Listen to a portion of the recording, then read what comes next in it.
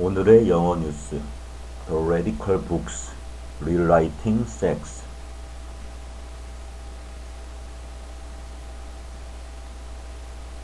Sex is front and center in literature right now as a slew of new books interrogating female desire are published.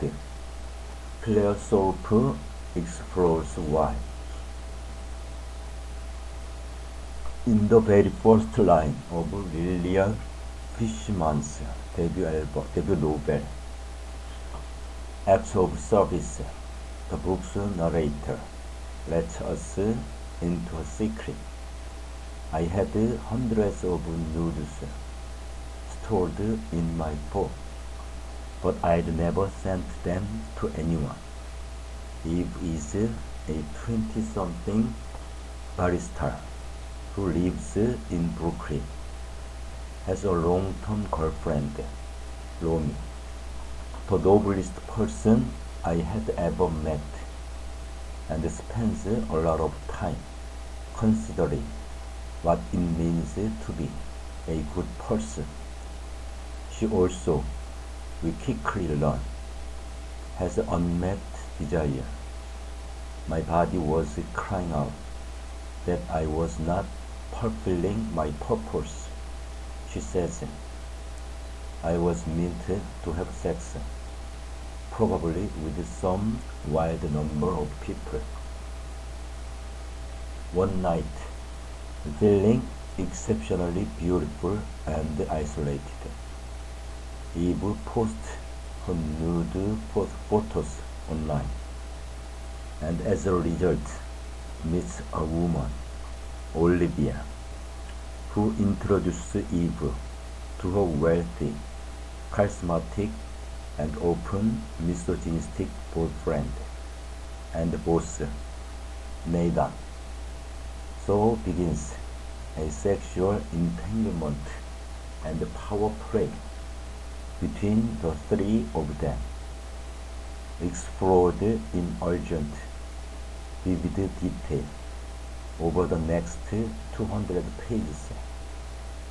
If you believe the headlines, there's not all that much sex happening right now. We are living, apparently, through a sex recession, with young people especially having less. The blame has been pinned on everything, from the housing crisis and the pandemic to a backlash to the hookup culture of the past decade. But there is one place where sex is resolutely on the agenda in literature, particularly that written by women. In a new slew of fiction and non-fiction books by female writers, exploring the messy intricacies of desire, sex isn't just a subtext or a brief encounter, but front and center.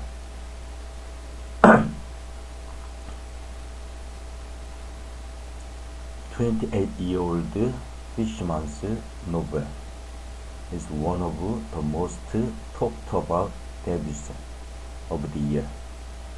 Hailed a sex masterpiece by The Guardian, it's a book that takes sex seriously, asking questions about its purpose and what it means to honor your desires, even when those desires are odds with how you've been taught to live your life. Rather than a book about sexual desire, it's much more a book about how we reconcile ourselves to mainstream expectations. Fishman's tells BBC Culture the problem that is most central in the book is that the attraction to and the repulsion from heterosexuality stem from the same place. I wanted to find an approach to the problem in a novel that would really dramatize it and give it a visceral feeling. Fishman set out to write a queer story, exploring how it feels to disappoint yourself and your community by pursuing heterosexual desires in a time where sexual identity and expression is politically charged. I feel like in the generation before mine, but in mine as well, there is a real belief in human sexuality and the importance of discovering it, and sort of like staking your life on it. Staking your life on it. And in a world in which that's the case, the community around that identity is so crucial. But the book has a broader resonance too. What it means to find yourself turned on by something you are meant to be disgusted by. Sex is the corner I've used to explore this, but the same good book could be written about wanting to be rich, says Fishman. In the affair, Eve gives into pleasure and finds relief in not having to be a lovable girl, but as someone concerned with what her choice says about her. She struggles to reconcile her desires in the bedroom with the feminist and anti-capitalist values she tries to live by.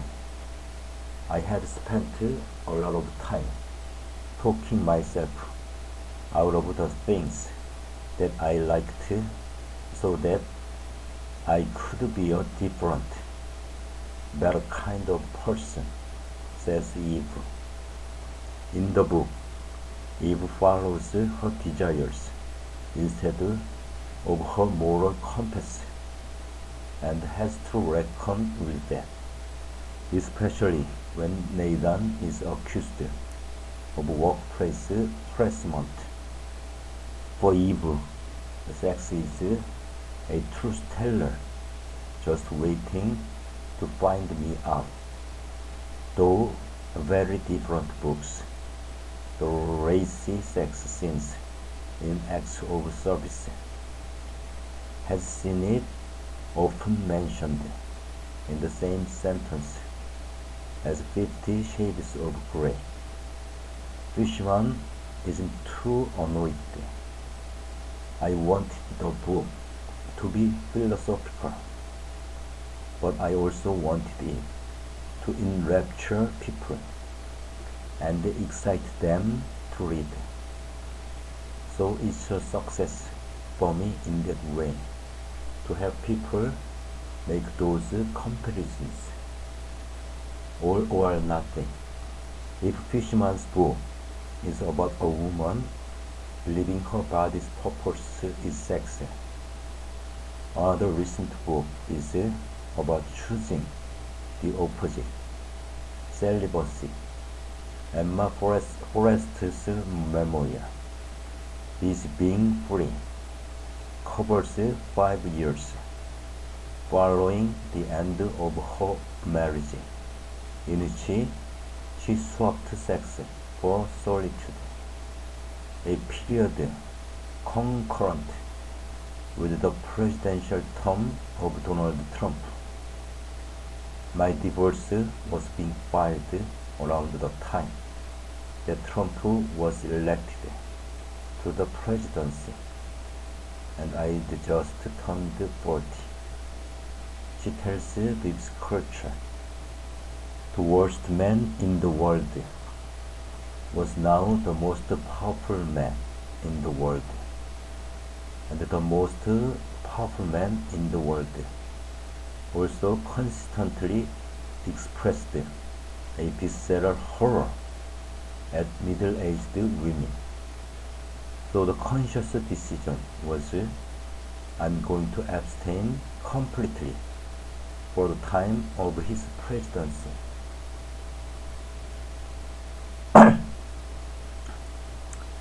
Explaining her decision in the book, she writes, at the age a woman is considered to be of decreasing sexual currency, so they must twist themselves in knots emotionally and physically to continue getting chosen for the team.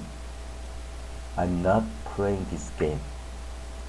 Forrest, who has published 4 novels and a previous memoir, Your Voice in My Head, and directed a film, Untogether, had spent a lifetime guided by romantic attachments.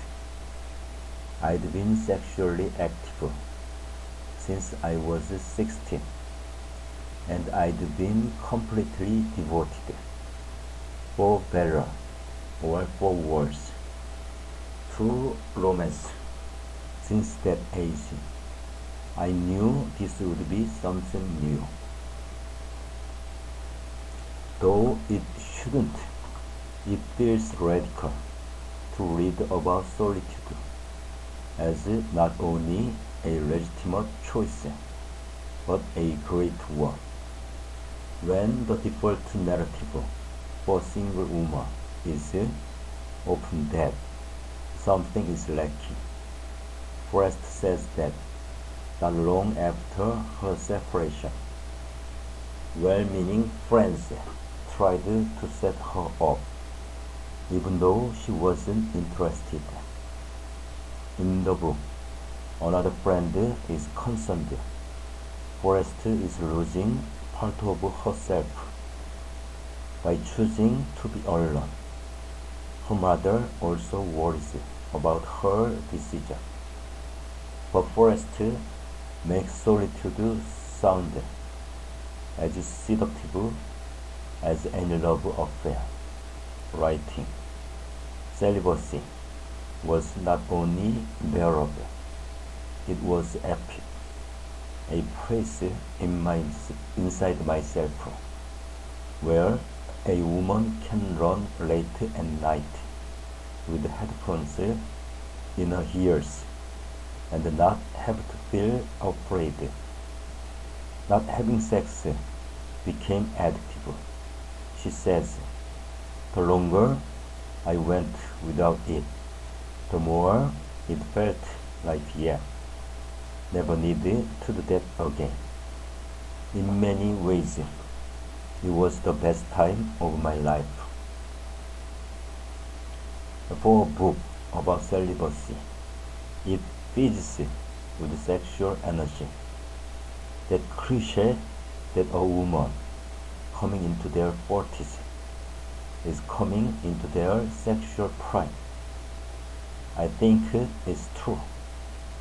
It certainly was for me.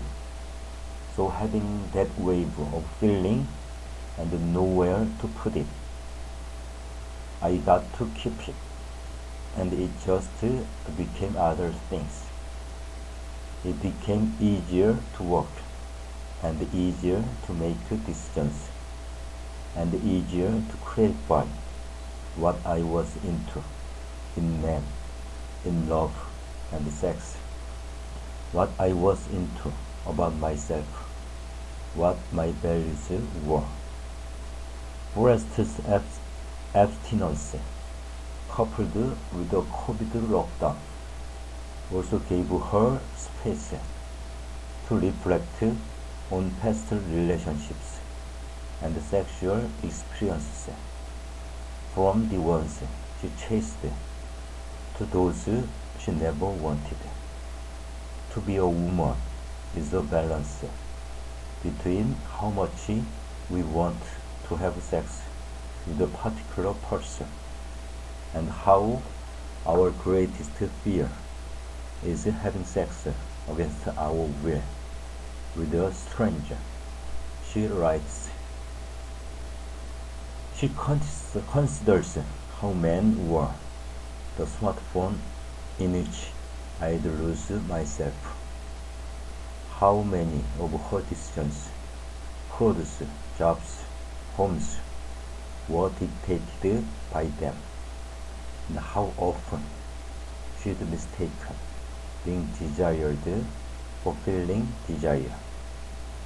The default setting as a woman for the longest time, and maybe even forever, is to think you are meant to respond to someone because they want you, almost like it's politeness. She says, but celibacy offers a room correctly equipped to record your own desires without picking up all the passing vibrations that belong to other people. When she finally does start dating and having sex again, towards the end of the book, things are different. Forrest feels able to voice her desire out loud and has a newfound power to conjure sexual encounters exactly the way they were in my fantasies. Between the sheets, everywhere you look in literature right now, women are exploring their desires. In Julia May, Jonas Verzi debut, Blood Mirror, a college professor becomes sexually obsessed with a young author after her husband is involved in a sex scandal.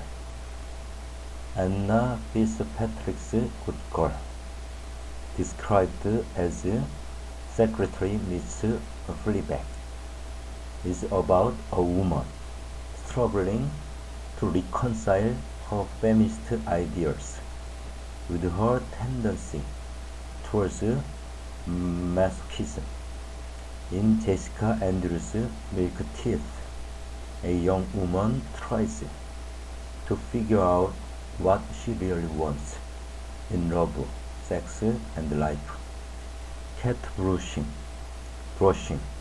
a collection of short stories by the 80-year-old debut author Jane Campbell, gives voice to the sensual lives of certain older women, and in her collection of autobiographical essays, The Crane Wife, C.J. Hauser calls off her engagement and realizes she has spent years living a life she was supposed to, rather than one she truly desires. Even now I hear the words as shameful, thirsty, needy, the worst things a woman can be. It's a subject that fascinates Tisha Filia, author of The Secret Lives of Church Ladies, a collection of short stories about the hidden desires and appetites of southern black women.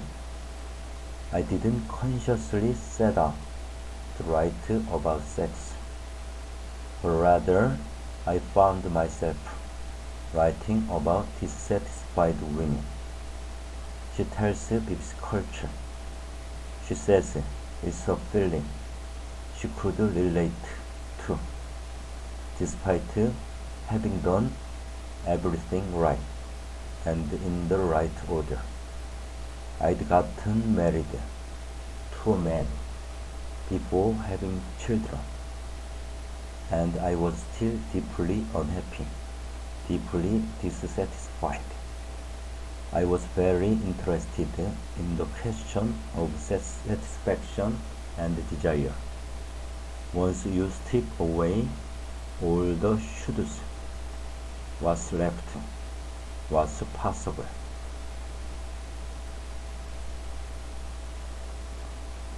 Growing up in Florida, she was fascinated by the black women around her.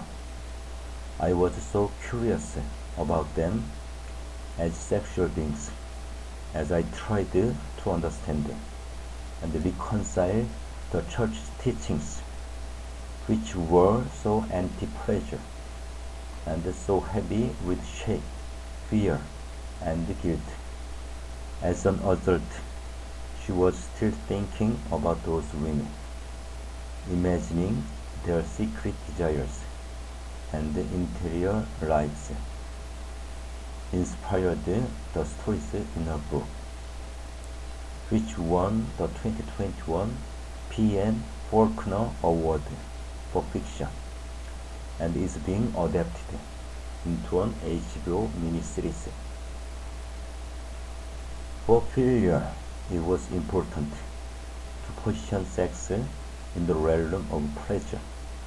I wanted to challenge the idea that sex and sexuality is always fraught, that we should operate as sexual beings from a place of fear or shame or guilt.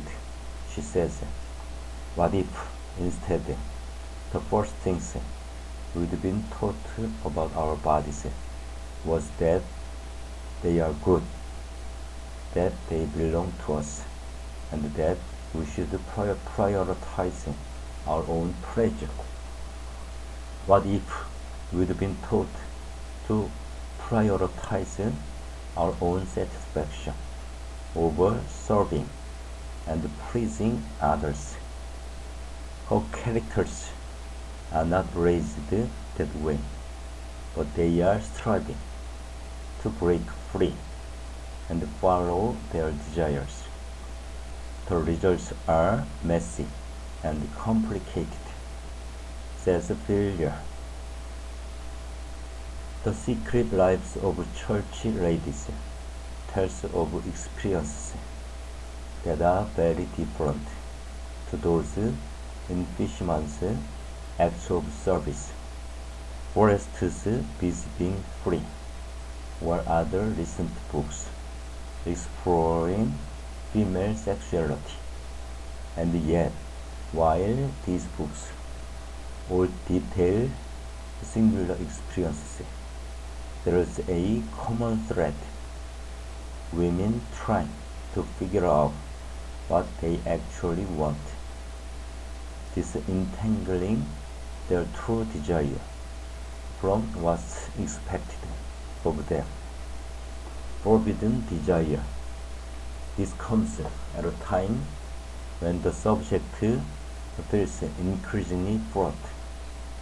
Over the past few years, Trump, #MeToo, the rise of revenge porn, and the collapse of Roe v. Wade have all contributed to a sense of anxiety around sex. Several recent non-fiction books, including Bad Sex by Nona Willis, Aronowitz, Christine Ambassador, Rethinking Sex, A Provocation, and Want Me by Trace Clark Flory, look at what actually liberation really means for women living in a misogynistic, patriarchal society. Desire, expressing it, following it, feels more complicated than ever. What makes it even harder is that you let the side down no matter what you do, says Fishman. On the one hand, if you are remotely a feminist, you want to believe in and express and manifest a real type of sexual freedom. And then, at the same time, there is also this deep belief in love and the family, and that these are the fulfillments of life. That's cause casual sex won't ever satisfy. It's absolutely a trap in any sense, and I think we are all cognizant of that.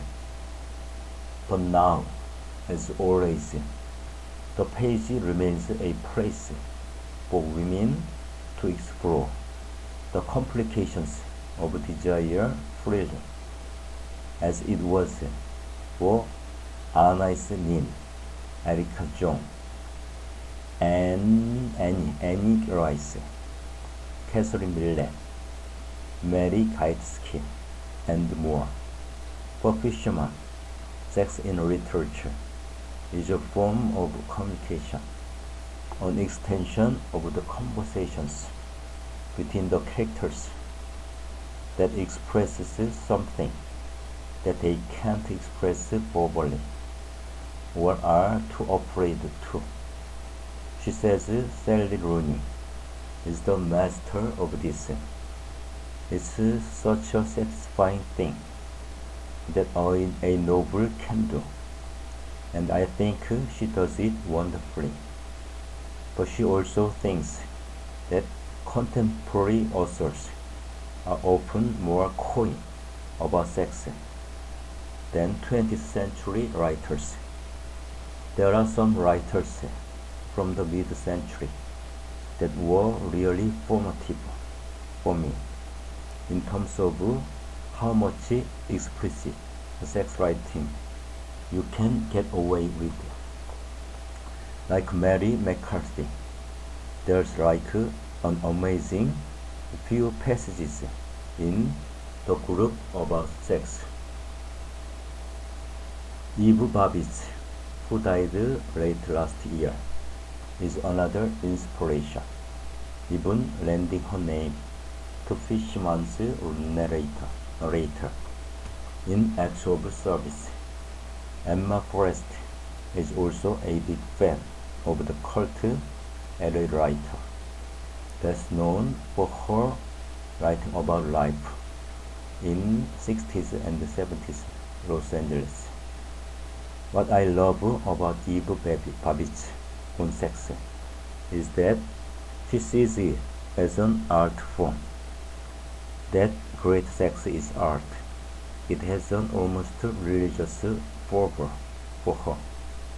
For Pillar, the best sex writing features women who are unapologetic about embracing their desires and seeking pleasure, even at other people's expense.